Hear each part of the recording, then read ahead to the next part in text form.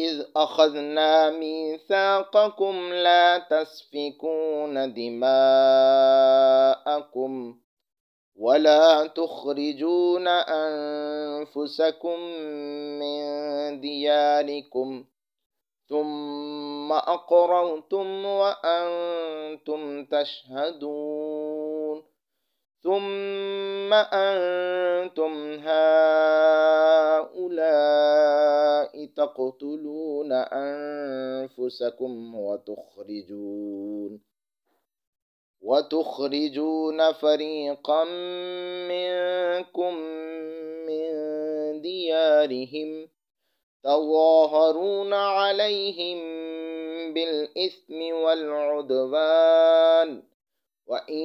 يأتوكم أسارى تفادوهم وهو محرم عليكم إخراجهم أفتؤمنون ببعض الكتاب وتكفرون ببعض فما جزاء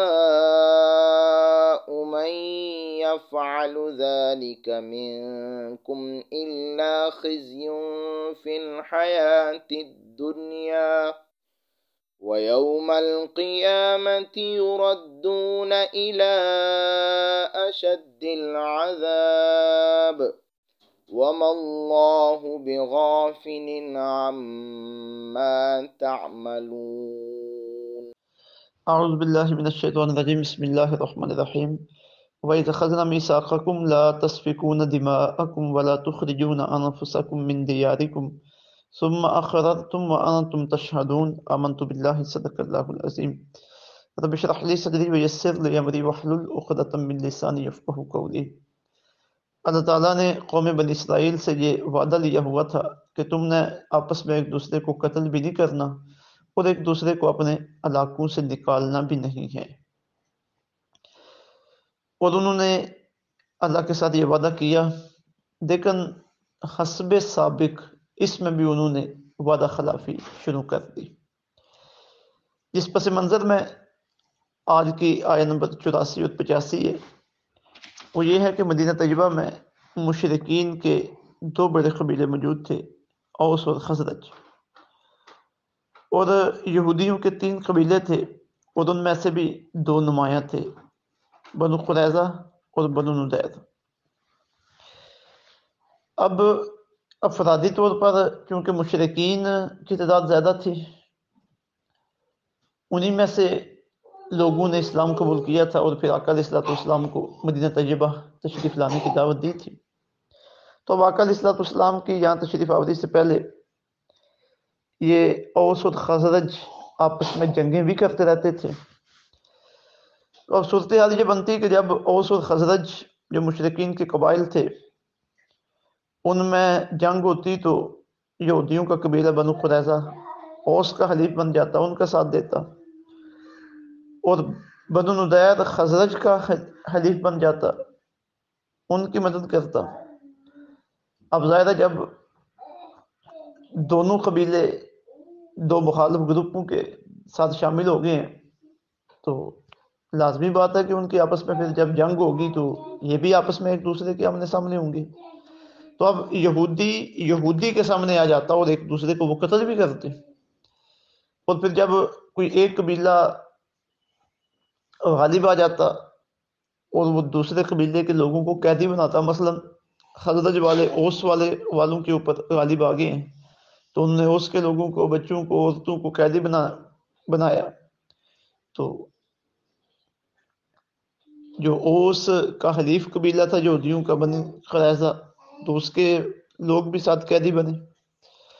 تو اب پھر جب اپنے بندے یہودیوں کے قیدی بن جاتے تھے تو پھر یہ تورات کو کھولتے تھے اور کہتے کہ دیکھو کہ تورات میں قیدیوں کو آزاد کروانے کے حوالے سے کیا احکامات ہیں، تاکہ آپس میں پیسوں کا لین دین کیا جائے اور اپنے بندوں کو وہاں سے چھڑایا جائے۔ تو اللہ تعالیٰ نے اس بات پہ ان کی سختی کے ساتھ مذمت فرمائی ہے کہ ایک تو تم سے یہ وعدہ لیا گیا تھا کہ تم نے اپنوں کو قتل نہیں کرنا اور تم قتل بھی کرتے ہو، اور یہ بھی کہا گیا کہ انہیں اپنے علاقوں سے نکالنا نہیں، قیدی نہیں بنوانا، ان کے خلاف دشمنوں کی مدد نہیں کرنی، اور تم یہ کام بھی کرتے ہو۔ اور پھر عجیب بات یہ ہے کہ جب تمہارے بندے قیدی ہو جائیں تو پھر ان کا فدیہ ادا کر کے انہیں چھڑانے کی کوشش بھی کرتے ہو، حالانکہ صرف انہیں چھڑانے کا ہی تمہیں حکم نہیں دیا گیا تھا، بلکہ اس سے پہلے بھی حکم تھے کہ انہیں قتل نہیں کرنا، وہ تو تم کر چکے، انہیں اپنے علاقوں سے نکالنا نہیں، وہ تو تم نکال چکے، اب کہہ رہے ہو کہ انہیں واپس لے کے آنا ہے، فدیہ دیتے ہو، اب یہ کیا معاملہ ہے؟ آدھے آدھے حکم کی انکاری کرتے ہو اور آدھے حکم کو مانتے ہو۔ اب ایک طرف اتنے بڑے بڑے احکامات کی تم نے ہماری نافرمانی کی ہے، تو جب اسی تمہاری نافرمانی کی وجہ سے تمہارے بھائی قیدی ہوئے تو آپ انہیں چھڑانے کے لیے نکل کھڑے ہو گئے اطاعت پہ عمل کرنے کے لیے، تو فرمایا تم آدھی کتاب کو مانتے ہو، آدھی کتاب کو نہیں مانتے، تو بڑی سختی جو ہے نا وہ برتی گئی، یہی نہیں آتی طیبات میں ان کے ساتھ، تو اس میں ہمارے لیے بھی ہدایت الحکمت کے بڑے اسباق ہیں۔ ارشاد باری تعالیٰ ہے وائس، اور یاد کرو جب اخذنا ہم نے لیا میثاقکم تم سے پختہ وعدہ، لا تسفکون تم نہیں بہاؤ گے دماءکم اپنوں کا خون، ولا تخرجون اور نہیں نکالو گے انفسکم اپنوں کو من دیارکم اپنے وطن سے، ثم پھر اقررتم تم نے اس کا اقرار کیا، وانتم تشہدون اور تم خود اس کے گواہ بھی ہو، ثم پھر انتم ہؤلاء تم وہی ہو نا، تقتلون جو اب قتل کر رہے ہو، انفسکم اپنوں کو، وتخرجون اور نکال رہے ہو، فریقم منکم اپنے گروہ کو، من دیارہم ان کے وطن سے، تظاہرون اور مدد دیتے ہو تم علیہم ان کے خلاف، یعنی ان کے خلاف اپنے ہی لوگوں کے خلاف تم ان کے دشمنوں کو مدد دے رہے ہو، بالاسم گناہ میں، والعدوان اور ظلم سے، یعنی گناہ اور ظلم سے تم اپنوں کے خلاف ان کے دشمنوں کی مدد کر رہے ہو۔ وَإِن يَأْتُوكُمْ أُسَارَىٰ اور اگر آئیں وہ تمہارے پاس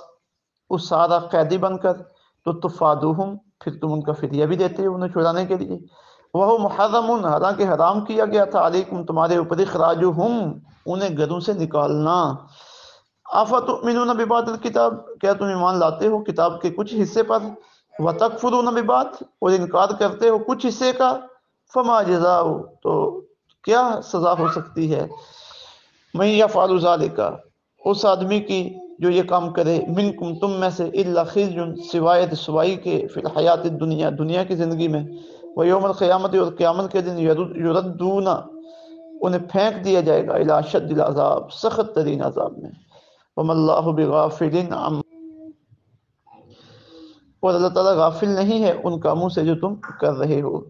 اولئک الذین یہ وہ لوگ ہیں جنہوں نے اشتروا خرید لی ہے، الحیات الدنیا دنیا کی زندگی، بالآخرہ آخرت کے بدلے میں، فلا یخفف تو نہیں ہلکا کیا جائے گا، عنہم ان سے، العذاب عذاب، ولا ہم ینصرون اور نہ ہی ان کی مدد کی جائے گی۔ وَإِذْ أَخَذْنَا مِيثَاقَكُمْ یاد کرو جب ہم نے لیا تم سے پختہ وعدہ، لا تسفکون دماءکم ولا تخرجون انفسکم کہ تم اپنوں کا خون نہیں بہاؤ گے اور نہ ہی تم انہیں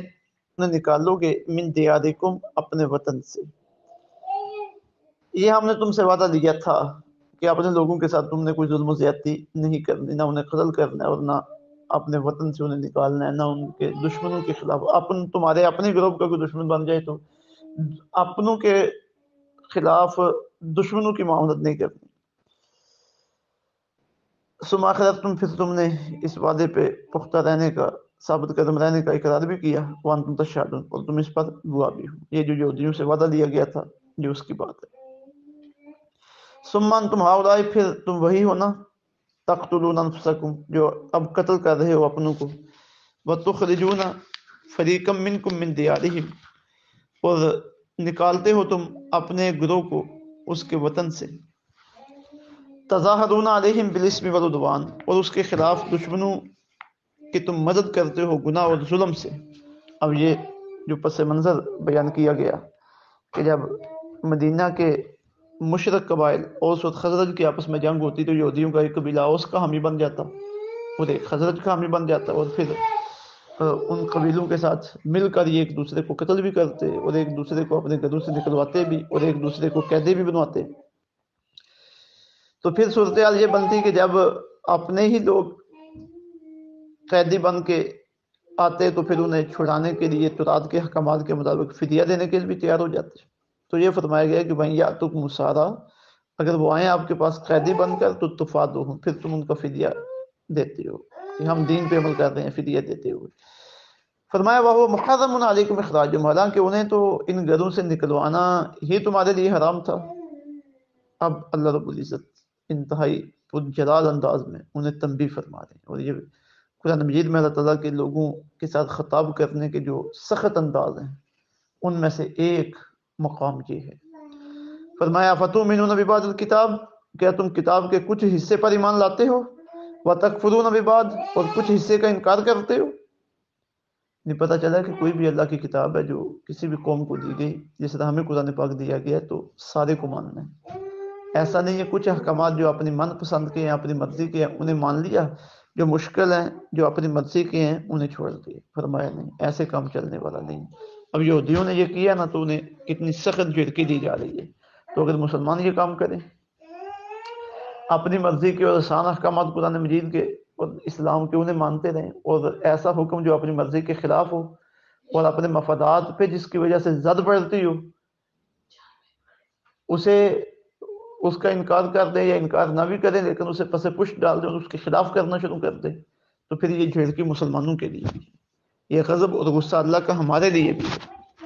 فرمایا فتؤمنون ببعض الکتاب وتکفرون ببعض، تو کیا تم ایمان لاتے ہو کتاب کے کچھ حصے پر اور انکار کرتے ہو کچھ حصے کا. فما جزاء، تو ذرا خود ہی بتا دو کہ کیا سزا ہے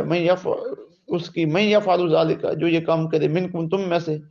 الا خزی فی الحیات الدنیا، سوائے اس کے کہ وہ دنیا کی زندگی میں رسوا ہو. ویوم القیامت یردون الی اشد العذاب، اللہ اکبر، اور قیامت کے دن تو انہیں پھینک دیا جائے گا سخت ترین عذاب میں. وما اللہ بغافل عما تعملون، اور جو تم کرتوت کرتے ہو نا اللہ ان سے غافل نہیں ہے. فرمایا جا رہا ہے جو جو کر رہے ہو یہ نہ سمجھو کہ ہمیں کوئی دیکھ نہیں رہا. فرمایا اللہ ان سے بھی خبر نہیں ہے، اللہ انہیں جانتا ہے. اولئک الذین اشتروا الحیات الدنیا بالآخرہ، فرمایا یہ وہ لوگ ہیں جنہوں نے دنیا کی زندگی کو، مطلب دنیا کی راحتوں کو، دنیا کے سکون کو، دنیا کے مفادات کو آخرت کی زندگی کے بدلے میں خرید لی ہے. فلا یخفف عنہم العذاب، تو بس اب انہوں نے آخرت تو خود ہی ضائع کر دی ہے، اب آخرت میں ان کا کیا معاملہ ہوگا. فلا یخفف عنہم العذاب، آخرت میں ان کا عذاب ہلکا نہیں کیا جائے گا. ولا ہم ینصرون، اور نہ ہی ان کی مدد کی جائے. اب یہ ساری جھڑکیاں اور سارے معاملات اگر ہم بے عملی کی زندگی گزاریں، ہم قرآن پاک کے کچھ حصے پہ عمل کریں اور کچھ حصے پہ عمل نہ کریں، تو یہ ہمارے لیے بھی ہے. اللہ رب العزت ہمیں اپنی پناہ عطا فرمائے، قرآن پاک پہ، دین اسلام پہ ہمیں مکمل عمل پیرا ہونے کی توفیق عطا فرمائے، اور یہودیوں کے ہمیں اس برے کردار سے بچائے کہ یہی کردار ہمارے اندر بھی ہے. اللہ تعالیٰ عمل کی توفیق عطا فرمائے. وما علینا